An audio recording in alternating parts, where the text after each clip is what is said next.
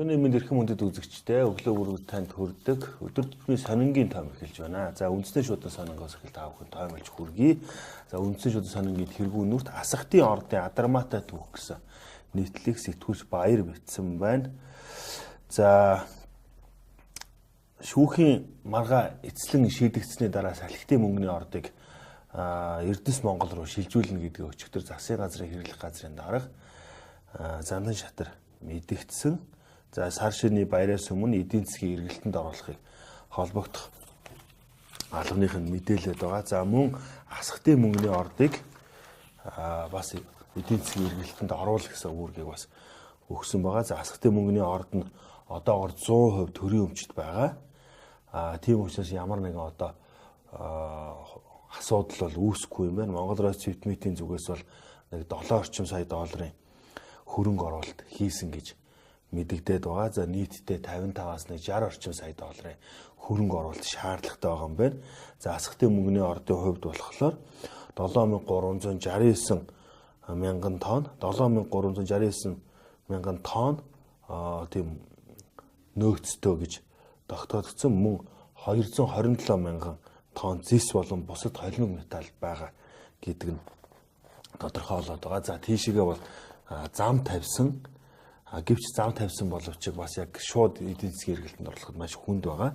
За ямар тааж асгатын орд нь ашигтай ашиггүй гэхээсээ илүү үндэсний аюулгүй байдал талаас баруун хязгаараа эзэнтэй хяналттай байлгахын тулд ашиглах үйл ажиллагааг нь явуулах ёстой гэж одоо зарим улс төрчид үздэг. Магадгүй асгатын ордыг ашиглах засгийн газар энэ удаагийн үдэж түүн рүү чиглэсэн байх магадaltaй гэсэн ийм одоо дүгнэлтийг үндэсний шуудан сонингийн сэтгүүлч Баяр гаргажээ. За үндэсний шуудан сонингийн өдрийн сурвалжлагаар ханаад томоо төс өвчөнд иргэд сөхөрч байна гэсэн энэ сурвалжлагыг сэтгүүлч Ган Эрдэнэ бэлтгэсэн байна. За монголчууд нэг шин төрлийн улиралтай болоод байна гэж энэ хүн нийтлэл эхэлсэн байгаа. За тэр нь болохоор утааны улирал буюу ханаадны улирал гэсэн ийм одоо шинэ улиралтай болоод байгаа. За Баянзүрх дүүргийн 14 мянган хүн амтай хорооны хүн амын нийт үзэлгийн 30-аас 40% нь ханаад томоо төс төвчин эзэлж байгаа талаар одоо өрхийн эмнэлгийн эмч одоо мэдээлсэн байна. За сүүлийн үед томоо төс төвчин буюу А хүрээний вирусаар үүсгэгдсэн халдвар төвчин элбэг байгаа юм байна. За өчигдөр эрүүл мэндийн яамн дээр бас нийслэлийн эрүүл мэндийн газрынхаа мэдээлэл хийсэн. За энэ талын өвчин нэлээд өндөр байгаа гэсэн. За ханаадны вирус амьсгалын дутагдалд оруулж байгаа нь хүндрэл үүсгэж байна гэж Баянзүрх дүүргийн нэгдсэн эмнэлгийн одоо их эмч Цолмон гэж одоо хүн хэлсэн бай. За утаанаас холдож агаарт гарч байгаа нь гээд өвлийн задгаа салхинд гарахтаа хүүхдэд дааруулснаас болоод хүүхэд одоо илүү хүндээр өвдөх тохиолдол байгааг одоо эцэг эхчүүдэд сэрэмжлүүлсэн байна. За амны хаалтаа зүүж хэвших хэрэгтэй байна. Сүүлийн үед бага сартаа буюу няраа хүүхдүүд илүү их ирж байна гэсэн мэдээлэл өгөн. За баяр ёслолын өдрүүдээр мэдээлэл угаасаа ер нь юу яадаг ачаалаад нэмэгддэг. За хэвтэн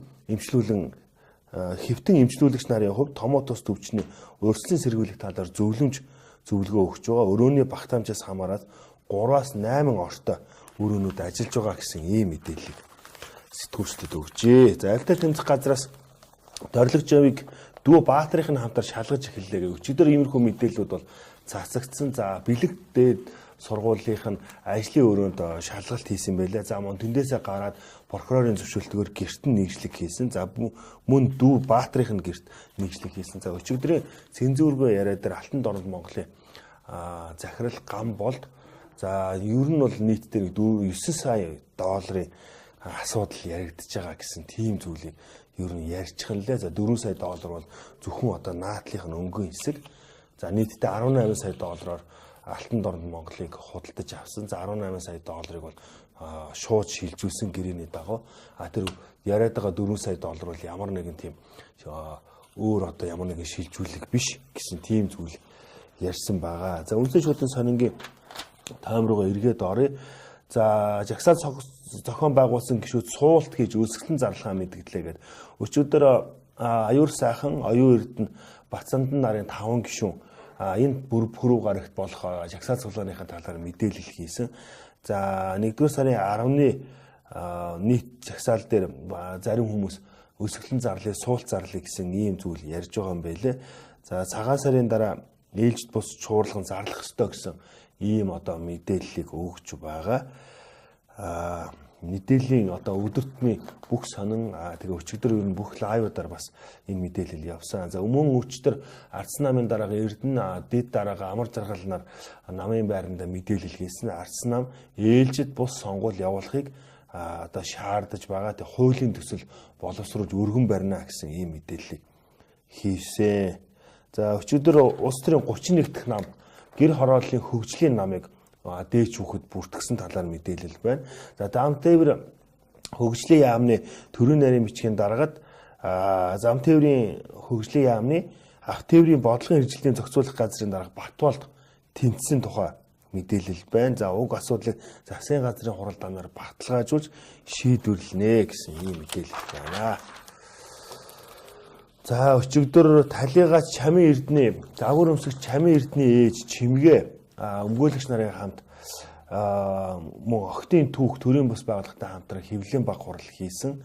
За шүүх эмнэлгийнхэнд гомдолтой байгаа юм байлаа. За амиа хорлсон гэсэн дүгнэлт гаргасанд гомдолтой байгаа юм байлаа. За мөн 16 настайгаас нэмэх хоёрыг залуутай өргөжчихсэн. Тэр залуу нь бас одоо гадаадад байгаа. Ерөөсөө огт нөгөө одоо ирэхгүй байгаа. Цагт хуулийн байгууллагад одоо шалгуулахгүй байгаа гэх юм уу. Тийм зүйлдний гомдолтой байгаа юм гэсэн мэдээлэл өгсөн. За мөн шоунд цуг оролцсон Одон Тунгалаг гэж одоо загвар өмсгч охин миний охиныг одоо дарамталдаг байсан. Шоунд одоо оролцсон цагаас эхлээд дарамталдаг байсан.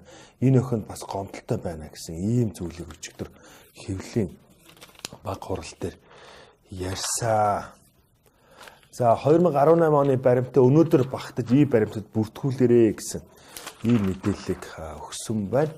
За өвөр Монголын өөртөө засах орны Орос хотоос ир соёл урлагийн сургуулийн радио телевизийн медиа урлагийн сургуульд сэтгүүлч мэргэжлээр суралцж байгаа Хорвоо гэж хүүтэй сэтгүүлч Булган ярьцлага хийсэн байна. Монголд ирэх нь миний ч биш өвөр монголчуудын мөрөөдөл байхаа гэсэн ийм гэгээлэг ярьцлага байна лээ. За дараа та бүхэнд өнөөдөр сонингоос хүргэе. За хууль зүйн сайд дасан Дорилживын гэр ажлын байранд нэгжлэг хийлээ гэсэн мэдээлэл сэтгүүлч орчлон бэлтгэсэн байна. За түрүүн би хэлсэн бэлэгдээд сургууль дээр нь сургууль дахь өрөөнд нь өчтөр үдээс хойш нэгжлэг хийсэн, үзлэг хийсэн дараа нь гэрт нь хууль сахиулгынхан очсон. За 4 сая долларын хахуул өгсөн гэж Алтан дорн Монголын захирал мэдэгдээд байгаа. Дээрх хэмжээнийх хахуул Дорилжив холбоотой эсэхийг тодруулахаар авилтаа тэмцэх газрын мөрдөн шалгах хэлцэст хэрэг бүртгэлтийн хэрэг нээгээд шалгаж эхэлсэн. За одоогоор бол цагдаа хоригдсон талаар бол цагдаа хорих талаар ямар нэгэн санал гаргаагүй гэсэн ийм зүйл гарсан. Өчигдөр зарим хэвлэл мэдээлэл хэрэглэлээр түүнийг одоо дүү Баатарын нам цагдаа хорьсон гэсэн мэдээлэл гарсан. Энэ нь бол ерөнхийдөө одоо худал ташаа мэдээлэл байна. За ам долларын ханш дахин чангараа гэсэн мэдээлэл сэтгүүлч инх бат бэлтгэсэн байна. За өчигдөр 8 шарга валютын арилжааны төвүүд дээр ам долларыг 2665 төгрөгөөр авч 2670 төгрөгөөр борлуулж байгаа юм байна. За үндсэндээ бол одоо 2700 болоход тун ойрхон байна. За гацууртын Чимбатыг ялагдагчаар татах саналыг нийслэлийн прокурорын газрынхан хэрхэх болоо гэдэг. За сүүлийн үед гацуурт компани захирал Чимбаттай холбоотой мэдээллүүд одоо цахим хуудасаар за өдөртний сонингуудаар гарч байгаа. За түүнийг нийслэлийн прокурорын газраас газарт одоо ялагдагчаар татахаар ингээд хөргүүлчихсэн байгаа. За одоогоор тэр нь бол хүлээгдээд тодорхой байдлаар ингээд хүлээгдээд байж байгаа юм байлээ.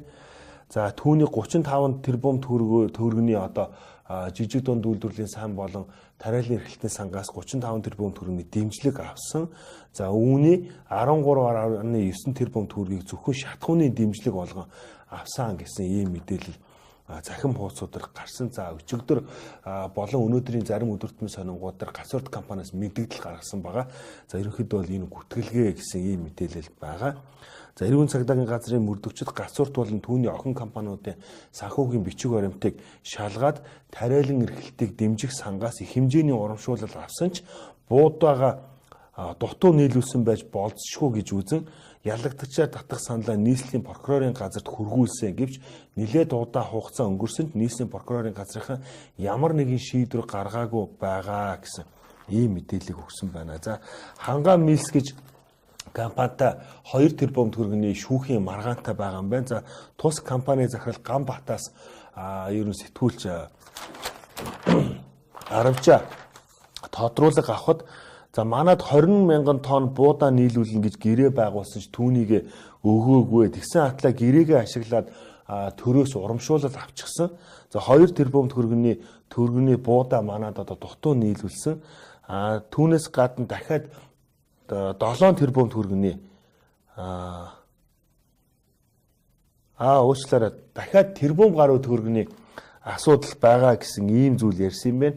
За төрийн 2-3 тэрбум төгрөг лойрцсон хүнд төрийн хөдөлмөрийн баатар цол олгосонд би гайхаад байдаг юм а. Бидний гомдлыг цагдаагийн байгууллага шалгахгүй нилээд удаж бүтэн 2 жил өнгөрч 4 ч мөрдөгч солигдоод байна. Цагдаагийнхан аудитын дүгнэлт гаргуулах мөнгө байхгүй гэхээр нь би тэр дүгнэлтийн төлбөрийг нь төлсөн гэгчлэн ингэж одоо ярьсан байна.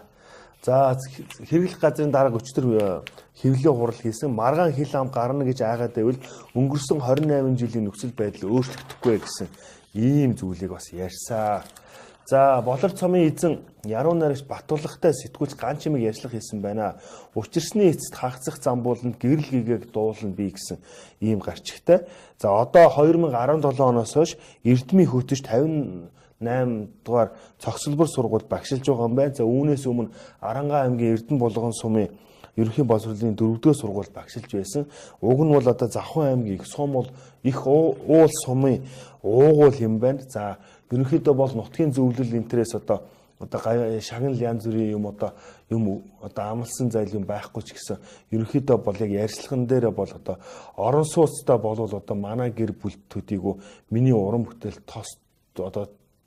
том тус болно гэж одоо хэлсэн. За 3 хүүтэй 2 охинтой юм байна. За 6 дахь хүүхэд нь одоо өнөө маргаашгүй төрөх гэж байгаа. Зарим хүмүүс нь одоо болор цом гэж нэрлэечээ гэж одоо эрэгтэй хүүхэд гарвал болор цом гэж нэрлэечээ гэж одоо хошигнж ярьж байгаа юм байна лээ. За өөрийгөө бол 4-р ангиасаа яруу найраг мэдсэн. Яруу найраггүйгээр өөрийгөө одоо төсөөлдөггүй. За сая бол одоо болор цом хүртэхэд бол машинаар төрүүлээд явчихаа гэхэд үгүй би буцтайгаа галт тэргээр явна гэдэг ингээд галт тэргээр нааш явж исэн. Би ер нь хүнийг одоо гомдоох бусдын сэтгэлд юм хийчих вэ гэж одоо маш их имээдгээ гэсэн ийм одоо зүйлийг ярьсан.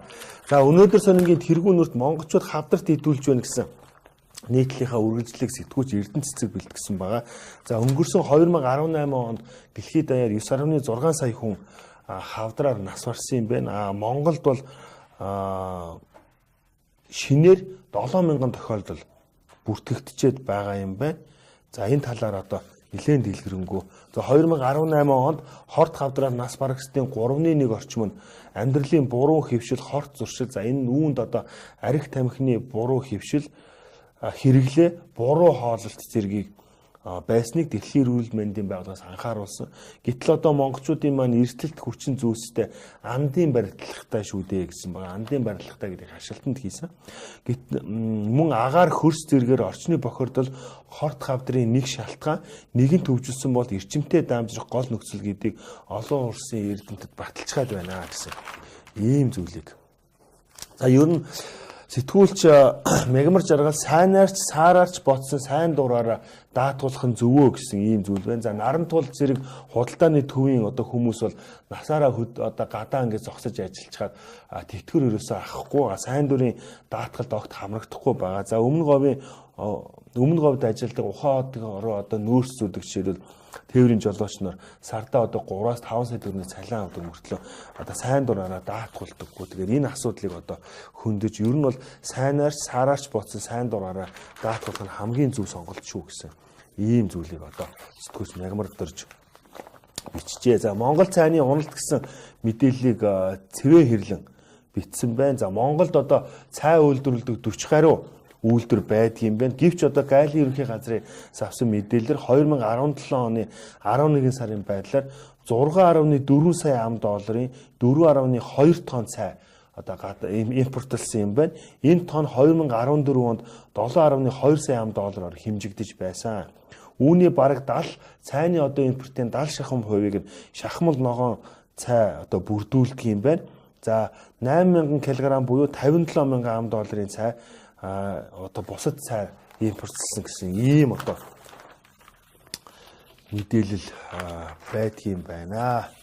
За саяхан ерөнхийлөгчийн шагналаар ерөнхийлөгчийн зарилгаар онцгой байдлын ерөнхий газрын харьяа үндэсний аврах бригадын ахлагч тэргүүн ахлагч Баяр Тогтох үйлчлэгээний гавьяат ажилласан цом тэмдэг хүрсэн. За түүнтэй сэтгүүлч уран мандал ярьцлах хийсэн байна. За энэ одоо онцгой байдлын аврах албанд одоо 13 дахь жилдээ ажиллаж байгаа. За аав нь одоо хилийн цэргийн ийм одоо офицер хүн байсан юм байна. За тэгээд харамсалтайгаар одоо ажил үргээ гүйцэтгэж явж байгаад одоо буудуулж амь насаа алдсан. За гэвч одоо өөрөө цэргийн хүн болсон. За их чинь бас одоо цагдаагийн Ахмад ийм цолтой хүн байдаг юм байна. За дүү нь бас одоо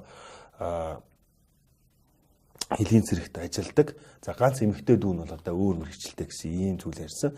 За анх одоо туулгалд одоо нас орсон хүний дуудлаган дээр анх очиж байсан. Тэгээд ар гэрийнхэнд нь харуулахын тулд нүдэнд нь орсон шороог ингээд арилгаж байсан гэдэг. Харамсалтай нь одоо өөрийнх нь ярьснаар тэрийг шүн зүүдэлж байсан. Тэгээд ах нар нь болохоор одоо түүнийг зоригжуулаад үхсэн хүнээс бус одоо амьд хүнээс айжвэ. Нас орсон хүнийг аав ээж ах дүүгээ гэж бодож вэ гэж одоо хэлсэн. Тэгээд үүнд одоо үүнийг одоо цаг ямагт бодож явдгаа гэсэн ийм зүйлээс за өмнөд Судаанд бас одоо 2 жил орчим цэргийн алга үүрэг одоо үүрэг гүйцэтгэж байсан ийм хүнтэй одоо сэтгүүлч ярьцлах хийсэн.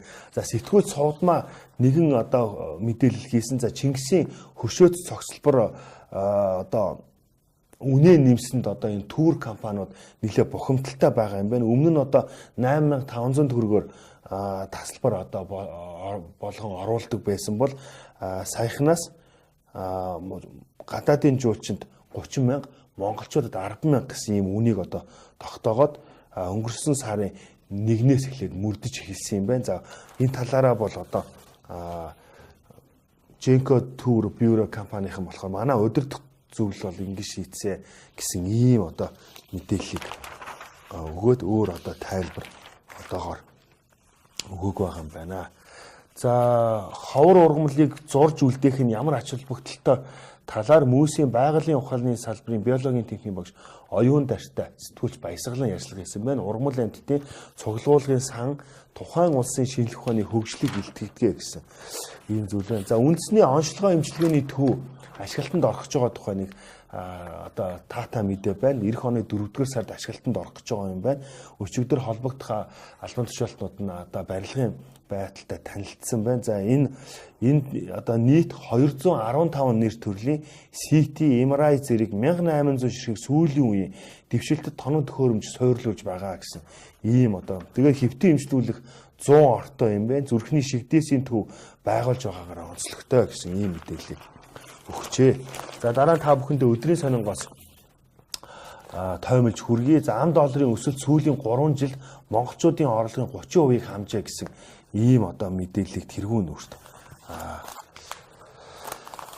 хүргэсэн байна.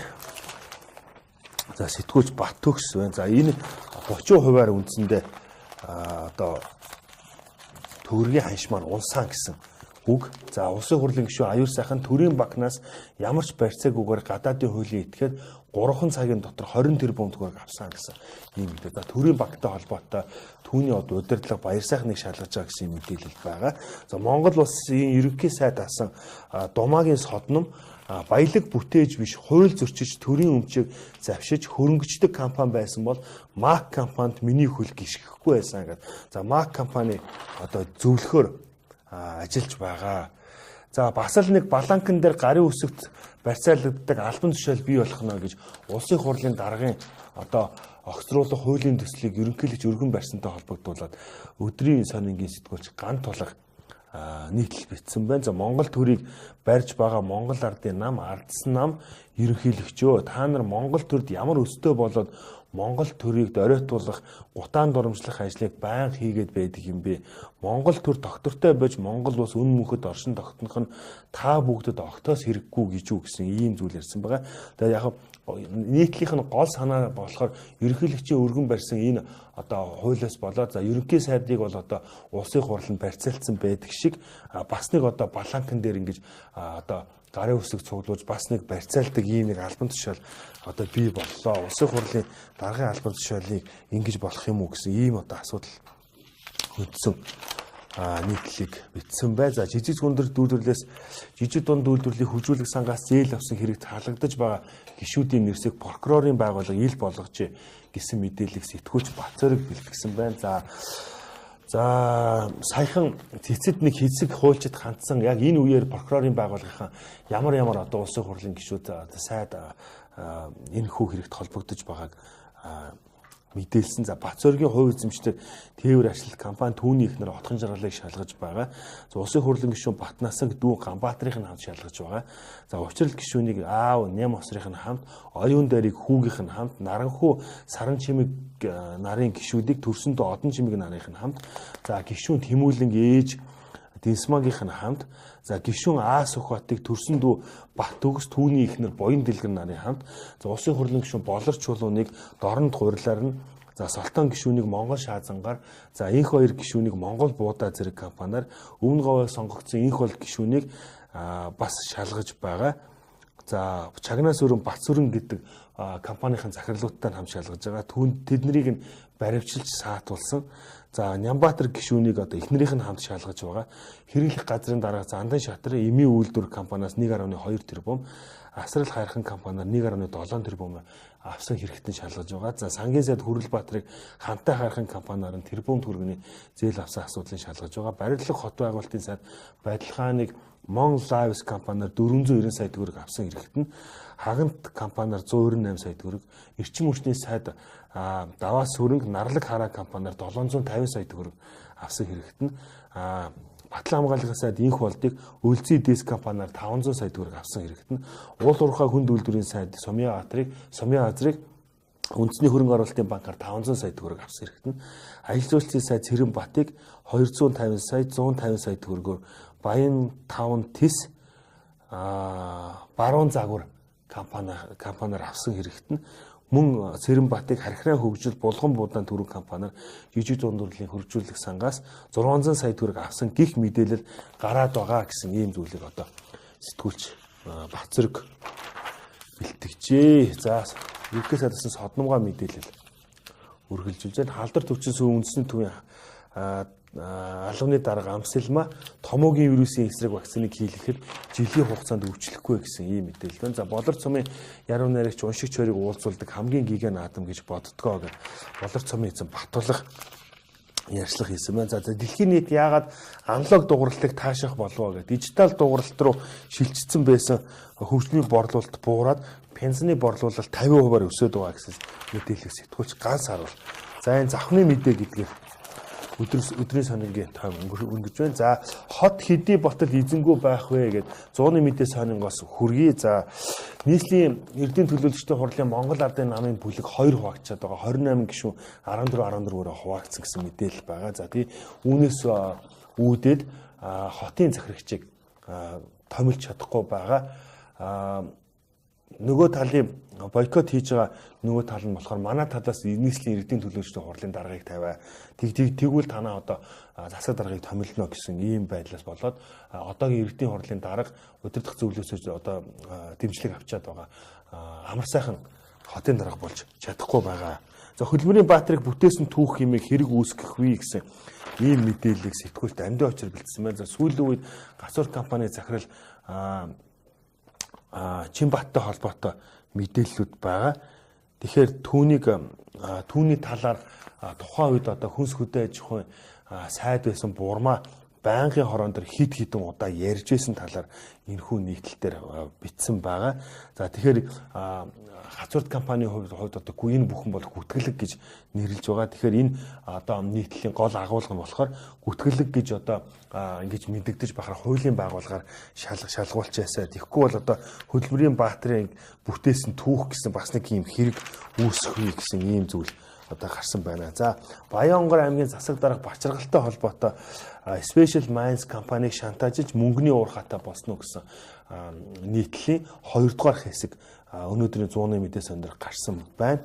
За энэний өмнөх нийтлэл нь мөн 100-ны мэдээ сондөр гарч байсан. За Special Mines компани нь одоо улсын хурлын гишүүн байсан Батбаярын хүүгийн нэр дээр байдаг. За хид хідэн одоо анхаарал татсан асуудал байгаа юм байна. Special Mines компани авилтаа тэмцэх газарт металл олборлолтын тайлангаа үнэн зөв өгдөггүй гэсэн юм асуудал байт юм байна. За Special Mines компани өөрийн ашиглалтын талбайд 42 нөхөрлөлийн 400-аад бичил уурхаачныг ажилуулж жилд 400 орчим килограмм алтаа яагаад өгдөг юм бэ?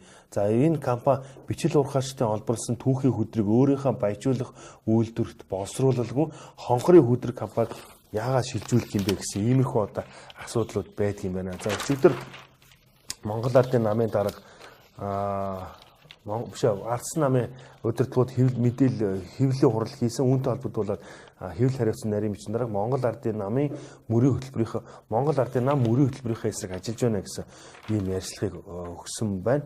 За Ардс нам одоо л хэлж байгаа болохоос Монгол Ардын нам өмнө нь дуурч байсан ингээд энэ нөгөө улсын хурлын ээжд бус сонгуул зарлал гэж одоо Ардс нам өчтөр хэвлэлийн хурлаар мэдгдсэн. Үүнийг одоо Монгол Ардын хувьсгалт нам өмнө хэлжсэн шүү дээ гэсэн ийм мэдээлэл байгаа. За Хятадын талд нүүрс таталтан авалтаа хийхгүй байна гэсэн мэдээллийг сэтгүүлч Баяр бэлтгэсэн байна. За сая 1 сарын өнгөрсөн Бямбгарыг буюу 1 сарын 5-нд урд хилээр 165 машин гарсан юм байна. Гэвч одоо Хятадын талаас одоо болтол нүүрснийхээ таталтыг хийгээгүй байгаад байгаа юм байна. Одоогоор 3 уурхаагаас өдөрт 800 орчим машины үрс цагаан хатанд буулгаж байгаа гэсэн ийм мэдээлэл байгаа байна. Сангийн дэд сайд Булган туяа өдөрт 1200-аас 1500 машин гарч эхэлнэ гэж одоо мэдээлж байсан боловч он гараад хил дээр байдал нэг иймэрхүү 100 хэдхэн машин гарсан гэсэн нэг өдөрт 100 хэдэн машин гарсан гэсэн иймэрхүү мэдээлэл байгаа юм байна. За Үржингийн Хүрлбаатрын Арлааны Эрдэнэ очийн дурсгалт гэсэн ийм одоо дурсхуу материал гарсан байна. За сэтгүүлч инхээ дэлхийн аварга шалгаруулах 2018 оны цэнгэлтгүүд өнөөдөр одоо ямархуу байдалтай байгаа талаар мэдээлэл бэлдсэн байна. За алтан үддийн эзэд тодорсон тухай өчтөр бид нар лайв ТV шууд дамжуулан хүргэсэн. За ирээдүйд Монгол хүчгийн багш болох мөрөөдөлтөө гэдэг за насан туршидын ангилалд төрүүлсэн анагаахын шинжлэх ухааны их сургуулийн 4-р дамжааны одоо мандах заяа тэргүүлсэн түүнтэй хийсэн одоо товч ярилцлага за өчтөрийн хүмүүн бичиг сонингоос Монголын сайхан бичигтэй уралдааны сурвалжлах үндэс 100-ны мэдээ сонингийн арын нэгтгэжтэй. Ингээд өнөөдрийн өдөр тутмын сонингийн тоо өндөрлж байна. Маргааш 9:30 минутаас эргээд уулзъя. Баяр таа.